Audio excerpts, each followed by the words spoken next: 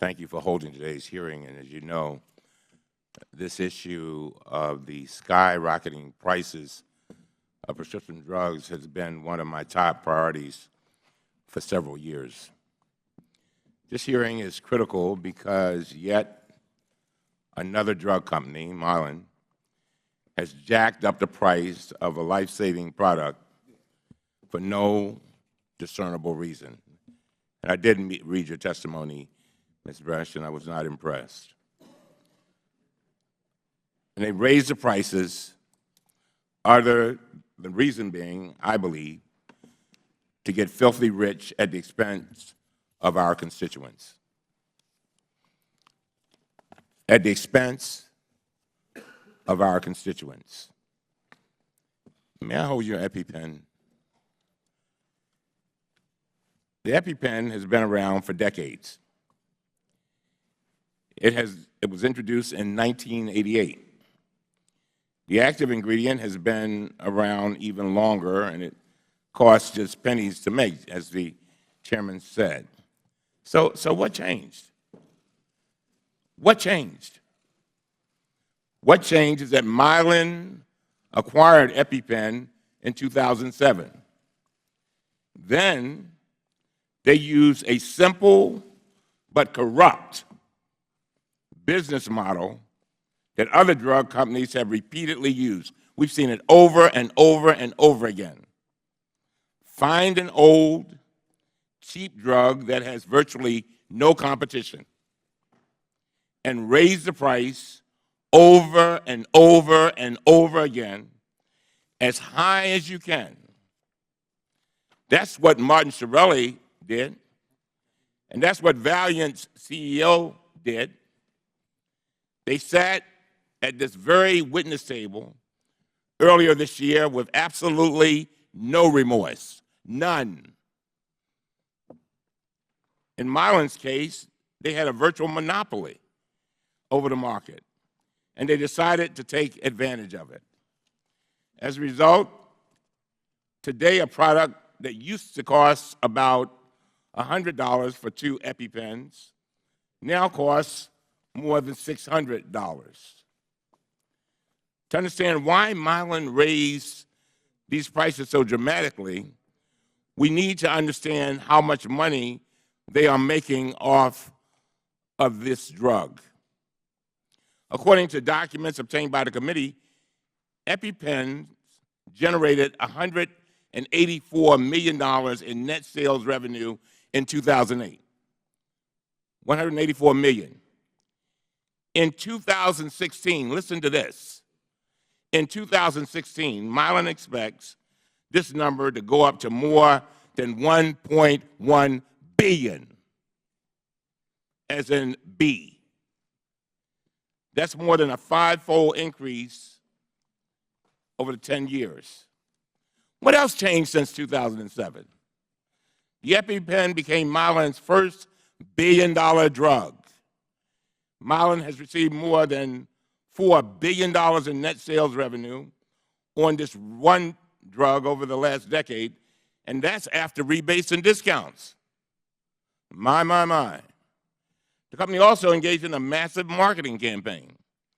According to information obtained by the committee, Mylan spent $100 million on advertising and marketing for EpiPens last year alone. Then came the price increases. When Mylan acquired EpiPen in 2007, the cost for 2 EpiPens was about $100. In 2012, they raised the price to about $218. Then in 2014, they raised it again. You see the pattern? They raised it again to about $350. In 2015, they were on a roll. They raised it again to about $460. And now it's $608. While the price of EpiPen shot up exponentially, so did Ms. Bresch's paycheck and the lavish compensation of her fellow executives at Mylan. In 2007, Ms. Bresch received $2.45 million, according to financial report. Not bad. By last year, her compensation had soared to more than $18 million, a 671% increase. Mylan's chairman, Robert Corey, got even more. He made more than $22.5 million in 2014 alone. After the public backlash to Mylan's most recent price increase, they announced they would expand their patient assistance program. We've heard that one before. This is the same PR playbook other companies use. When your price increases, finally spark public outrage, just say you're expanding your patient assistance programs and make as much money as you can along the way. That's what Martin Shkreli did. That's what Valiant did. And that's what Mylan is doing. Here's the bottom line. I begged Martin Shkreli to use whatever influence he still had over his company to lower their prices. I pleaded with Valiant executives to lower their prices. I called on Mylan to reverse its drastic increases, but they all refuse. They talk about discounts and coupons and rebates, but even with withering bipartisan criticism from Congress and desperate outcries from the American people, and by the way, the American people that all of these folks up here represent, every single person up here has somebody that's affected by this. They never, ever, never lowered the prices. I'm concerned that this is a rope-a-dope strategy.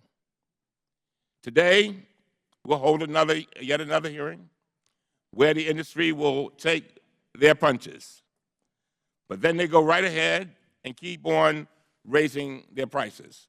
I'm sure somebody said to them, you know, look, you just go in there, the Congress is going to be upset with you, but afterwards you're just going to come out of there and we'll just keep raising prices. We'll keep doing it.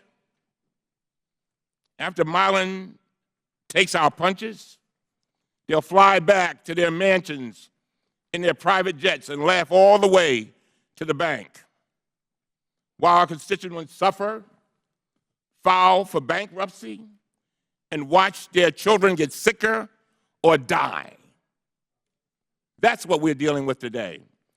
Yesterday, someone asked me if I wanted the head of Mylan to apologize today. I had to think about that for a minute. I think it would be more appropriate, it would be nice if she did, but that will not cause Mylan to treat my constituents fairly and bring down the price to where it should be. We need solutions. I agree, Mr. Chairman, and I'm glad that this is a bipartisan effort. It's time for Congress to act. We will hold today's hearing just like we held our previous hearings. And to our witnesses, when we had Mr. Shkreli before us, he said something that was very interesting, and for some reason, Mr. Chairman, I think about it over and over and over again. As soon as he got out of the hearing, you know what he called us? Imbeciles. He said every member of Congress is an imbecile. You know why he said that? Because he knew they would go back and do the same thing over and over again. So he took his punches. He rope-a-doped. Matter of fact, he did worse than that. He took the fifth. And the prices kept on going on up. And so I beg all of our colleagues to take this moment. This is our moment. If they're going to be something that we do in a bipartisan way, this is it. As the chairman said, and I watched the chairman in an interview yesterday, and I could tell that he and I were getting a little bit emotional. And you know why? Because we were thinking about children. We were thinking about children who may have some kind of spell and need this just to breathe.